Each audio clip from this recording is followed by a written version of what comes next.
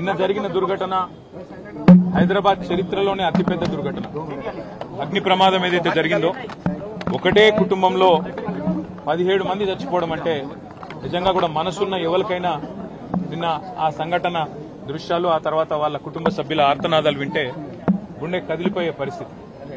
బాధాకరం ఏంటంటే ఇక్కడికి వచ్చిన తర్వాత కుటుంబ సభ్యులు అగర్వాల్ సమాజం యొక్క వాళ్ళ కుటుంబం యొక్క సభ్యులతో మాట్లాడుతుంటే 2.5 పాపను నిన్న అక్కడ సమాధి చేసి వచ్చినాం. అంతకంటే మాకు ఈ జీవితంలో ఇంతకంటే దౌర్భాగ్యమైన రోజు ఇంకోటి ఉండదు. మేము ఎందుకు బతుకున్నామా అనే బాధ అవుతుంది సార్.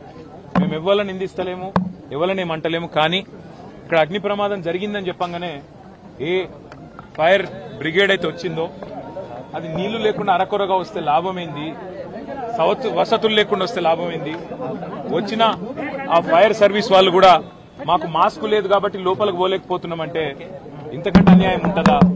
అట్లే వచ్చిన అంబులెన్స్ లో కూడా మాస్కులు పెట్టకపోతే, ఎందుకంటే ఎప్పుడైనా అగ్ని ప్రమాదంలో ఆ పొగతోని ఊపిరాడదు, ఆ ఊపిరాడకనే ఊపిరి పోతుంది, ప్రాణాలు పోతాయి.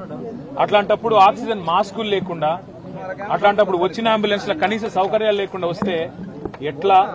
ఆ సౌకర్యాలు ఆ ఫైర్ ఇంజన్ లా అంబులెన్స్ లో ఉంటే కొన్ని ప్రాణాలు బతుకుతుండే, కొంతమంది అన్న మా వాళ్ళు బతుకుతుండే అనే బాధ. ఇలా రాజకీయం లేదు, ఎవరిని తిట్టేది లేదు.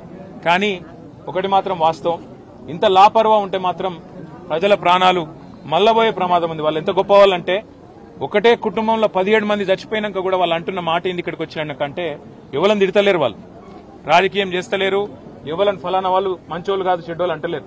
మాకు ఇక్కడుండే హిందువులు సాయం చేసిండ్రు, ఇక్కడుండే ముస్లింలు సాయం చేసిండ్రు, అందరు వచ్చిండ్రు, అందరు సహాయపడ్డారు, అందరు కాపాడిండ్రు. కానీ మాకు జరిగింది ఇంకొకరికి జరగద్దు.